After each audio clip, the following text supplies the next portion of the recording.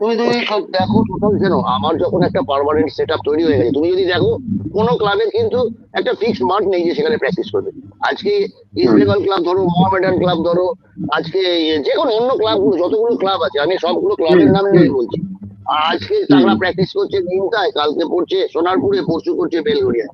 সুতরাং আমার যখন নিজস্ব সেট আপ আমরা তৈরি করে নিয়েছি এবং ফিক্সড জায়গা আমরা তৈরি করে নিয়েছি, সেখানে আস্তে আস্তে আমাদের সমস্ত যেগুলো ইকুইপমেন্ট লাগবে সেগুলো আমি ম্যানেজমেন্টকে বলেছি এবং ম্যানেজমেন্ট সাথে সাথে সেগুলো দিয়েছে।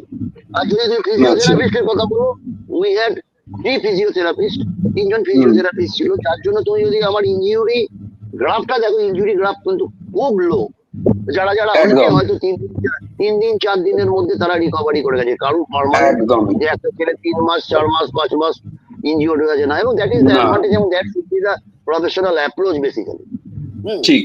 ঠিক। একটা, হ্যাঁ, সুতরাং সেই জায়গাটাতে ভাবতে হবে যে আমার দুটো জিনিস, একটা হচ্ছে আমার মাঠটা একদম খুব ভালো সিকিউর মাঠ হতে তৈরি হবে। করতে হবে, একদম। গুড গ্রাউন্ড, এবং তার ইকুইপমেন্ট আমার যেগুলো লাগবে। কারণ আমরা যখনই স্টার্ট করব, আমরা কিন্তু স্টার্ট উইথ আমাদের কন্ডিশনিং ফেজটা ফার্স্ট, এখানে আমার সমস্ত ইকুইপমেন্ট গুলো লাগবে।